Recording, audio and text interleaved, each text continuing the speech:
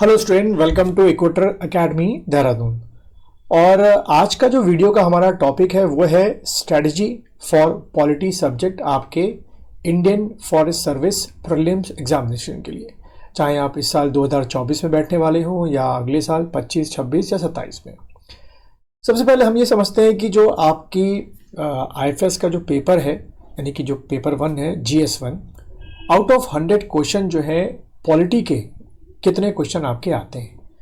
तो अगर हम एक एवरेज लेके चलें तो लगभग पॉलिटी के आपके 15 से 20 क्वेश्चन जो हैं वो आपके पॉलिटी से आते हैं। ये फ्लक्चुएशन 15 से 20 में बोल रहा हूँ, कई बार 15 से कम भी हो सकते हैं, कई बार 15 से ज़्यादा भी हो सकते हैं, 17, 18, 19, लेकिन एवरेज आप लेके चलेंगे 15 से 20 क्वेश्चन आपके आते हैं पॉलिटी से।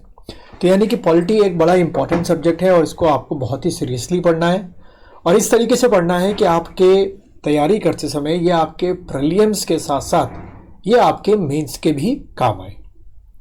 अब बात करते हैं कि इसके लिए बुक क्या है। तो इसके पहले के वीडियोस जो हैं उसमें मैं सभी सब्जेक्ट के लिए किताबें बता चुका हूँ, लेकिन पॉलिटी की किताब भी जो मैंने बताई थी वो आपको एक बताई थी क्या, M लक्ष्मीकांत।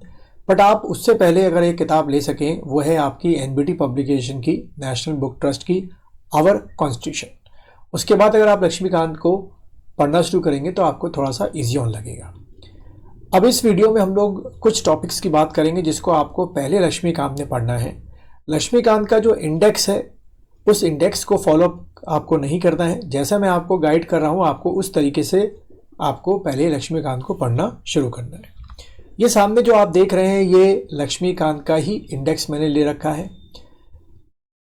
आपका ये आपको 8वें नंबर पे क्या मिलेगा, फंडामेंटल राइट्स मिलेंगे, जो हम जानते हैं कि पार्ट 3 आर्टिकल 12 to 35 आपका है।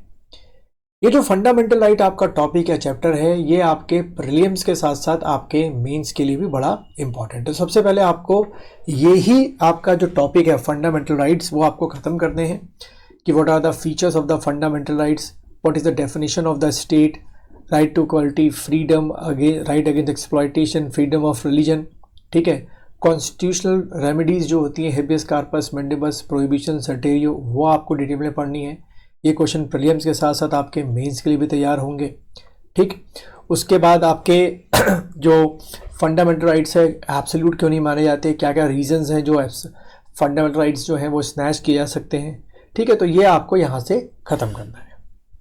जब आप फंडामेंटल राइट्स को ख़त्म कर लेंगे उसके बाद कंटिन्यूटी में आप DPSP पढ़ेंगे जो कि 36 से लेकर 51 तक आता है पार्ट 4 में। इसमें जैसे कि हम जानते हैं कि DPSP के एक सीरीज़ वाइज आर्टिकल आपको याद करने हैं 36 से लेकर 51 तक, और मेंस के पॉइंट ऑफ व्यू से या प्रीलिम्स के भी पॉइंट ऑफ व्यू से फिर DPSP के जो आर्टिकल्स हैं उनको किसमें 3 सेक्शंस में बांटा गया है। जैसे गांधीयन सेक्शन हो गया, लिबरल हो गया, इस तरीके से बांटा गया है, तो उसको आपको ख़त्म करना है। फिर फंडामेंटल राइट्स और DPSP में क्या फ़र्क होता है ये आपको समझना है। ये अक्सर प्रीलिम्स से पूछ लिया जाता है और मेंस में पूछ लिया जाता है। फिर DPS के बाद आपका फंडामेंटल ड्यूटीज़ जो है उनको आपको पढ़ना है। जैसे कि हम जानते हैं शुरू में 10 आपकी ओरिजिनल ड्यूटीज़ जो है एड ऑन की गई थी, बाकी आपकी 11वीं ड्यूटी जो है बाद में एड ऑन की गई। तो इस समय 11 ड्यूटीज़ हैं। कई बार आपके प्रीलिम्स में क्वेश्चन इस तरीके से आता है कि बताओ इनमें से कौन सी फंडामेंटल ड्यूटीज़ डिस्क्राइब नहीं है कॉन्स्टिट्यूशन में, या मेंस में क्वेश्चन आपका आ सकता है कि discuss the fundamental duties and discuss its importance in today's scenario, या what is the difference between the fundamental duties and DPSP, or what are the difference between the fundamental duties and fundamental rights।